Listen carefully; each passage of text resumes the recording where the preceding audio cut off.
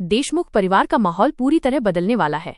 रोशनी तेजस पर धोखाधड़ी का आरोप लगाती है, लेकिन जब रेणुका को इस बारे में पता चलता है तो उसे ऐसा झटका लगता है जिसकी उसने कल्पना भी नहीं की थी।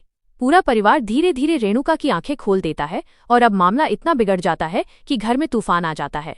सचिन सबके सामने तेजस के 27 लाख रुपए के घोटाले की परतें खोलता है। पूरे घर में सन्नाटा छा जाता है। सबकी नजरें तेजस और रोशनी पर टिक जाती हैं। इसी बीच ईशा चुप्पी तोड़ती है और साफ साफ बताती है कि उसने तेजस और रोशनी को पूरे पैसे दिए थे, यहाँ तक कि जरूरत से 1 लाख ज्यादा, ताकि किसी को परेशानी ना हो। रेणुका का चेहरा ये सुनकर बदल जाता है। उसका गुस्सा तेजस की तरफ मुड़ता है। तूने फिर वही गलती दोहरा दी जिसने पहले ही हमारे घर की नींव हिला दी थी। बात यहीं नहीं रुकती। अब रेणुका का गुस्सा रोशनी पर फूटता है। वो उस पर आरोप लगाती है कि उसने ही तेजस को पैसे छुपाने के लिए उकसाया होगा। रोशनी संयम से जवाब देती है, मैंने तेजस को ऐसा कुछ भी करने के लिए नहीं कहा। वो खुद फैसला लेता है और मैंने हमेशा उसे मना किया था। रेणुका को ये बात और चुभती है और वो गुस्से में आकर रोशनी को एक जोरदार थप्पड़ मार देती है। घर का माहौल और भी गर्मा जाता है। परेश आगे आता है और कहता है, रेणुका अब बहुत हो गया। अगर गलती तेजस की है तो सारा दोष रोशनी पर क्यों डाल रही हो। सचिन भी समर्थन करता है और एक बड़ा खुलासा करता है, तेजस की दुकान असल में पापा की है, क्योंकि जो पैसे उस दुकान में लगे वो बाबा ने दिए थे। परेश गहरी सांस लेते हुए कहता है, अब से उस दुकान की जिम्मेदारी मेरी होगी। तेजस को सिर्फ वहां काम करने की इजाजत होगी ताकि वो सीखे कि जिम्मेदारी क्या होती है। ईशा भावुक होकर कहती है, मुझे अफसोस है कि मेरे दिए पैसों से ये सब शुरू हुआ। मेरा मकसद कभी किसी को तकलीफ देना नहीं था, बस सच सबके सामने लाना चाहती थी।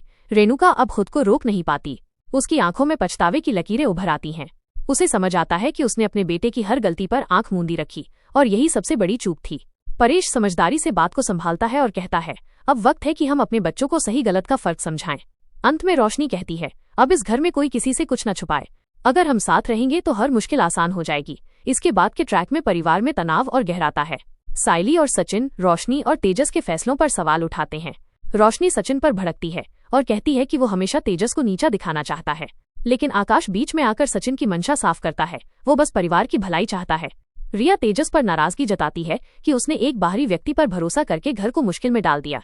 रोशनी दुख के साथ कहती है कि वो अब खुद सब पैसे लौटाएगी, लेकिन जब सचिन कहता है कि वो अपने पिता से मदद ले तो रोशनी चुप हो जाती है, क्योंकि उसके पिता जेल में हैं। परेश साफ करता है कि ये कानूनी मामला है और जरूरत पड़ी तो पुलिस की मदद ली जाएगी। सचिन फिर भी पूरी तरह आश्वस्त नहीं है और खुद जांच करने का फैसला करता है। आगे की कहानी में सचिन कार्तिक से मिलता है, जो अजय का जानकार है। कार्तिक खुद को निर्दोष बताता है।